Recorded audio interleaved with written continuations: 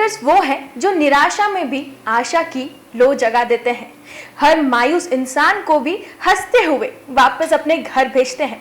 इसलिए तो इस धरती पर हम इंसान उन्हें भगवान का स्थान देते हैं। नमस्कार, स्वागत है आपका एमपी न्यूज़ के खास कार्यक्रम हीरोज ऑफ एमपी में। और आज हमारे साथ में ऐसे ही एक रियल लाइफ हीरो हैं doctor Vikas Jain sir. Sir, स्वागत है हमारे शो में।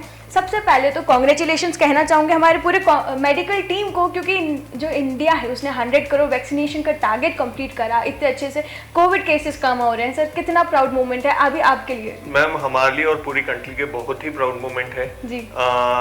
100 करोड़ वैक्सीनेशन करवाना कोई आसान बात नहीं है। And thanks to our Modi ji, जिसकी वजह से ये सारा पॉसिबल हो पाया है।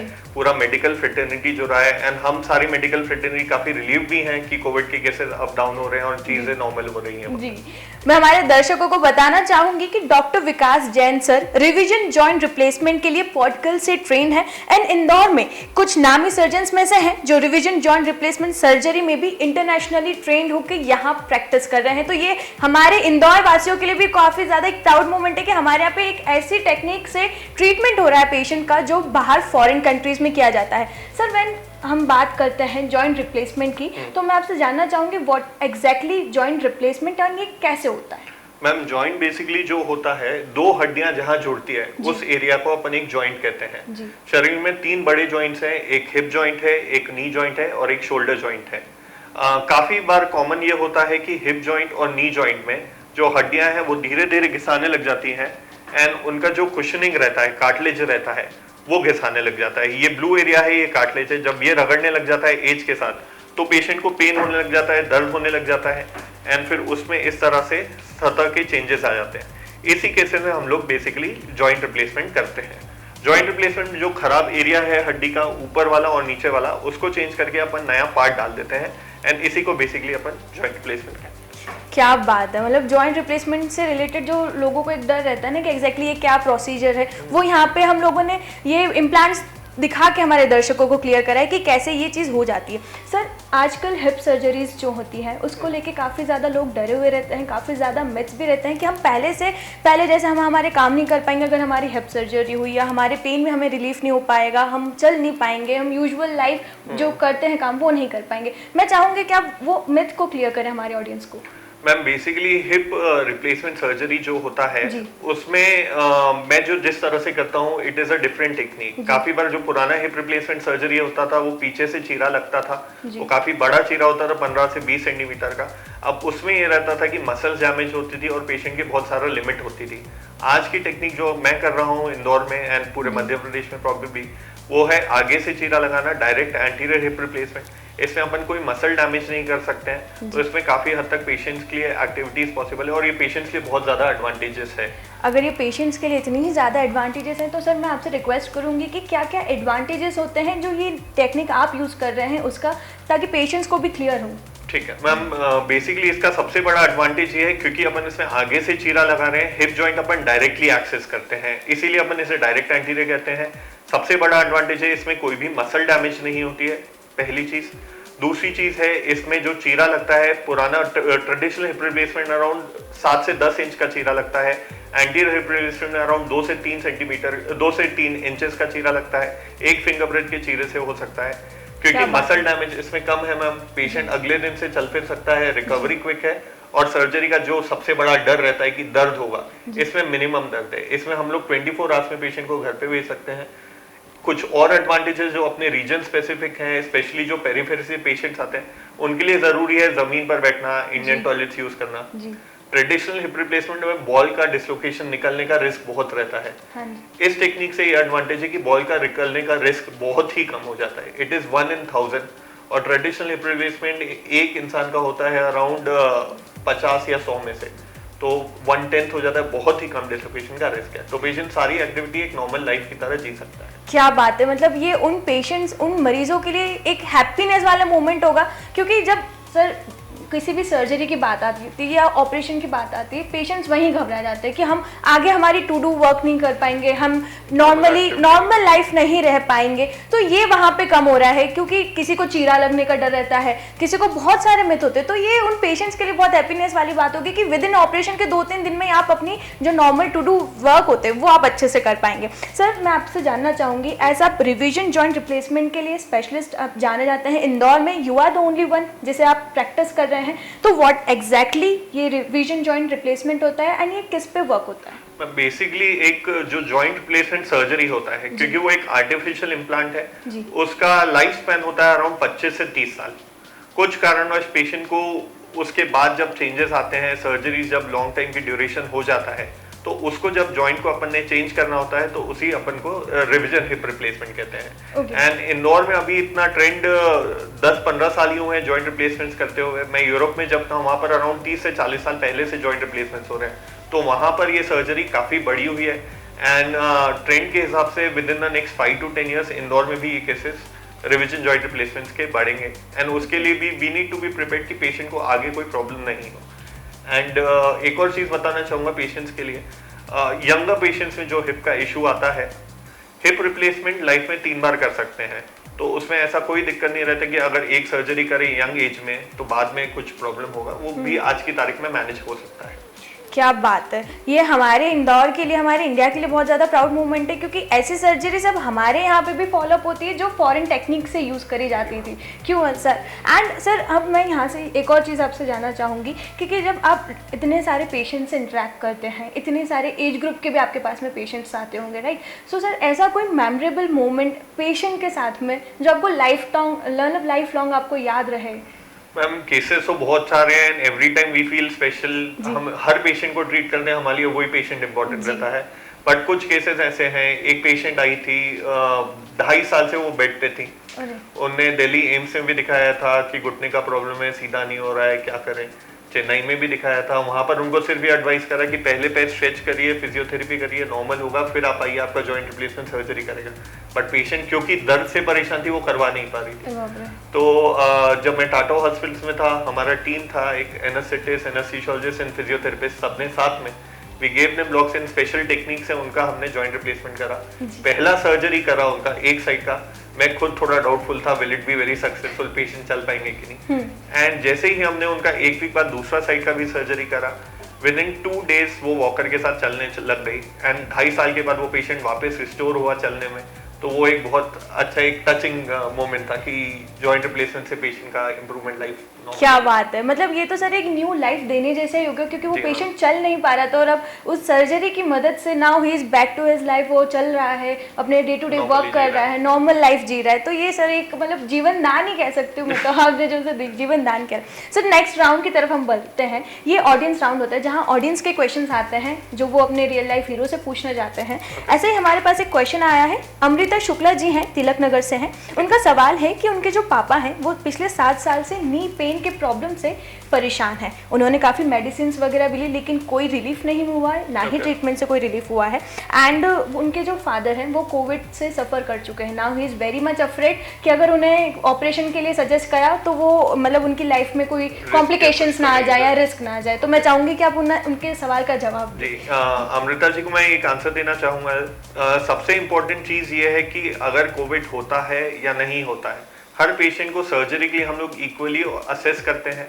एंड कोई भी जॉइंट रिप्लेसमेंट सर्जरी, क्योंकि ये एक इलेक्टिव सर्जरी है, पेशेंट की जान के लिए नहीं ज़रूरी है, ये एक लाइफ इंप्रूवमेंट सर्जरी है। तो इसमें हम लोग हर चीज़, ब्लड इन्वेस्टिगेशंस करते हैं, हार्ट चेकअप करते हैं, फिजिशियंस को दिखाते हैं कि सारी चीज़ें सेफ है, सारा बेसलाइन इन्वेस्टिगेशन सेफ है, पेशेंट की लाइफ को कोई भी 1% जोखिम नहीं हो, एंड फिर ही हम लोग ये सर्जरी के आगे प्रोसीड करते हैं। कोविड के कारण काफ़ी वीकनेस आई है और पेशेंट्स को प्रॉब्लम हुई है, बट हमारे हॉस्पिटल में, मैं शाल्वी हॉस्पिटल से एसोसिएटेड हूँ, वहाँ पर we have a train team of physicians and anaesthesiologist, and हम सारे कॉम्प्लिकेशंस असेस करके पेशेंट की सेफ्टी देखकर ही मैनेज करके हम लोग प्रोसीड करते हैं आगे। तो उसमें ऐसा कोई रिस्क नहीं है लाइफ का या कोई दिक्कत होगा। विल मेक श्योर कि everything is safe and then we proceed. The other thing what I would like to say is जो सक्सेस रेट है सर्जरी का, इट इज इक्वल, कोई एक नॉर्मल पेशेंट का भी करें या कोविड पेशेंट का भी, सक्सेस रेट इक्वल ही रहेगा जॉइंट रिप्लेसमेंट सर्जरी का। जी अमृता जी, मुझे लगता है आपके सवाल का जो जवाब था वो आपको और आपके पापा को भी मिल गया होगा कि जो जॉइंट सर्जरीज होती हैं वो पेनफुल इतनी ज़्यादा नहीं होती और इसमें इतना ज़्यादा रिस्क नहीं होता, बिकॉज डॉक्टर्स भी पूरी केस स्टडी करने के बाद ही जो मैक्सिमम जो उनके लिए हो सकता है बेनिफिशियल वही पेशेंट्स को सजेस्ट करते हैं। सर ऐसे ही दूसरा सवाल हमारे पास में आया है, युवराज सिंह जी हैं नवलखा से।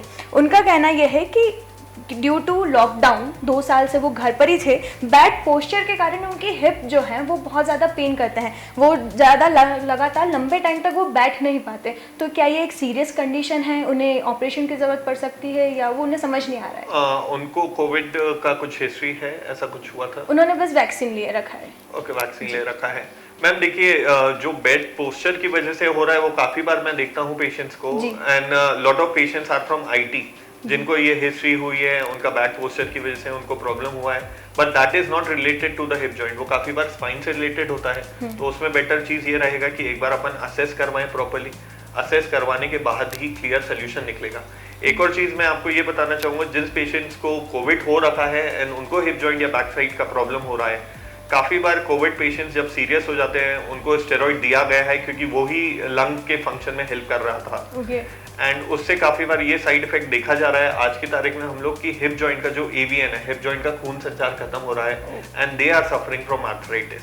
तो इसलिए युवराज जी को मैं बेस्ट सजेशन ये दूंगा कि आप अपने नियरेस्ट फिजिशियन या क्लिनिकल डॉक्टर, ऑर्थोपेडिक डॉक्टर को दिखाएं, एक बार प्रॉपर इवैल्यूएशन करवाएं, क्योंकि जो चीज सिंपली अर्ली स्टेज में सॉल्व हो सकती है उसको अपन लेट स्टेज तक नहीं ले जाएं तो वो बेस्ट चीज रहेगी। एग्जैक्टली युवराज जी, मुझे लगता है आपके सवाल का आपको सही जवाब मिल गया होगा, बिकॉज हमारे साथ में जब रियल लाइफ हीरो कनेक्ट होते हैं तो वो हमें बेस्ट एंड जो रिलायबल जो सॉल्यूशंस होते हैं वही हमें गाइड करते हैं। सर बढ़ते हैं आगे की तरफ।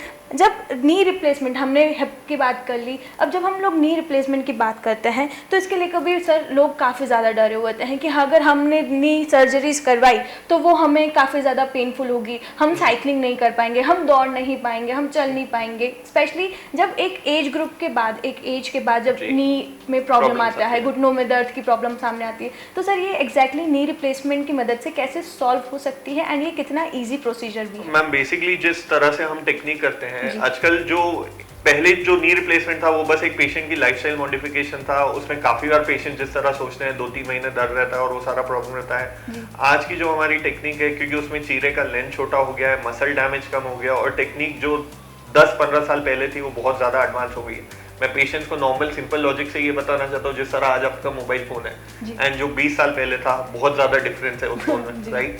So that is how the technology has improve. Knee replacement का जिस तरह मॉडिफिकेशन हुआ है, आज की तारीख में हम लोग पेशेंट को अगले दिन चला देते हैं, 2 दिन में पेशेंट सीढ़ियाँ चढ़ना उतरने की एक्टिविटीज कर सकता है and within a week patient घर में सारी नॉर्मल एक्टिविटीज कर पाता है विदाउट एनी प्रॉब्लम। और क्योंकि अपना मसल डैमेज कम होता है तो पेशेंट का रिकवरी भी उसमें ज्यादा अच्छा रहता है।